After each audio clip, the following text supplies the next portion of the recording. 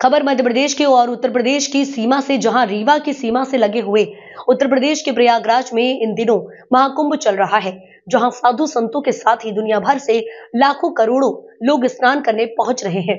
बड़ी संख्या में लोग रीवा जिले से होकर प्रयागराज पहुंच रहे हैं, जिसे देखते हुए रीवा पुलिस ने नवाचार किया है।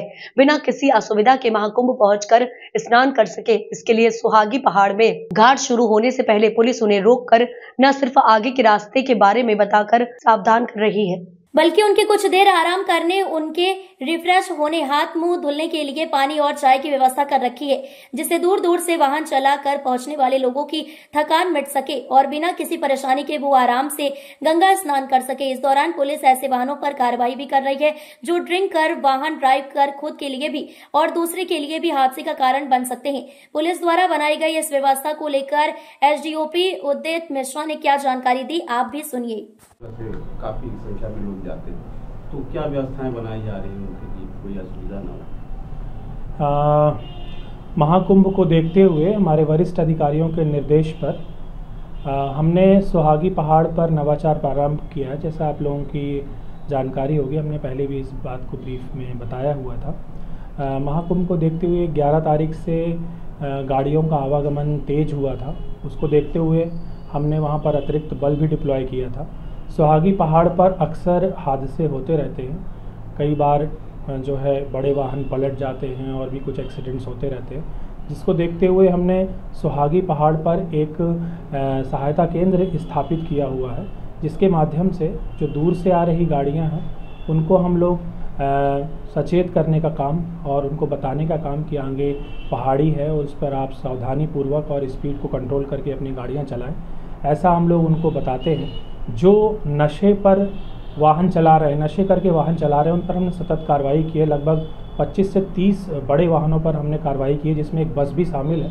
उसमें लगभग 25 लोग सवार थे। उसमें हैदराबाद से बस्ती जा रही थी वो बस, उस पर भी हमने कार्रवाई की है। तो इसका हमने परिणाम ये देखा कि काफ़ी पॉजिटिव और सकारात्मक इसके परिणाम है कि इसमें कोई बड़ी दुर्घटना अभी तक सामने नहीं आई है। इसके अलावा जो दूर से विभिन्न राज्यों से प्रयागराज के जाने के लिए हमारा मार्ग ही उपयोग में आता है, तो ऐसे और कई बार जो लोग थके हुए हैं उनके लिए हमने चाय की व्यवस्था भी की हुई है कि अगर कोई थका हुआ आ रहा है, चालक थक गया है, तो उनको हम गर्म पानी और अलाव की व्यवस्था भी की हुई है हमने, ताकि वो अपना रिफ़्रेश हो जाएं और आगे आने वाली यात्रा सुरक्षित तरीके से कर सकें। इसके अतिरिक्त चूँकि पहाड़ी पर भी कई बार लोग सेल्फी खींचने के उद्देश्य से, चूँकि एक पर्यटक माहौल रहता है, उसके लिए हमने पेट्रोलिंग वाहन के माध्यम से पुलिस की व्यवस्था करके पेट्रोलिंग ड्यूटी भी लगाई हुई है, ताकि कोई ऐसे असुरक्षित स्थान पर फ़ोटो इत्यादि, सेल्फी इत्यादि ना ले या फिर कोई ऐसी घटना ना हो किसी बाहरी व्यक्ति के साथ। इसके लिए भी हमने व्यवस्था की हुई है। इसी प्रकार हमने चाकघाट बॉर्डर पर भी, जहाँ से उत्तर प्रदेश की सीमा प्रारंभ हो जाती है, वहाँ पर भी उत्तर प्रदेश की पुलिस के साथ हमारी पुलिस का समन्वय बनाकर वहाँ पर भी चेकिंग और लोगों को सहूलियत देने के साथ साथ उनकी सहायता और उनकी मदद की जा सके, ऐसे हमारे द्वारा प्रयास महाकुंभ को लेकर के किए जा रहे हैं।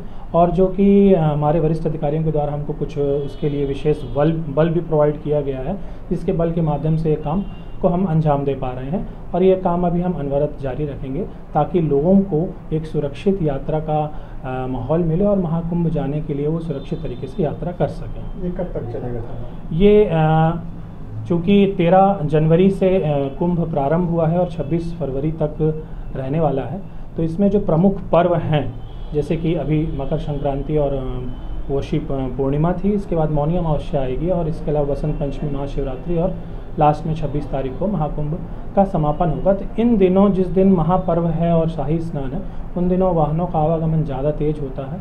उसके लिए हम विशेष सतर्कता बरत रहे हैं। उसी दौरान हम ज़्यादा पेट्रोलिंग और ज़्यादा सघनता से चेकिंग करने के लिए प्रयास कर रहे हैं। इसके अलावा ये बाकी के 45 दिनों में हम अनवरत ये कोशिश करेंगे कि हम ये पूरी प्रक्रिया इन 45 दिनों के लिए जारी रख सकें।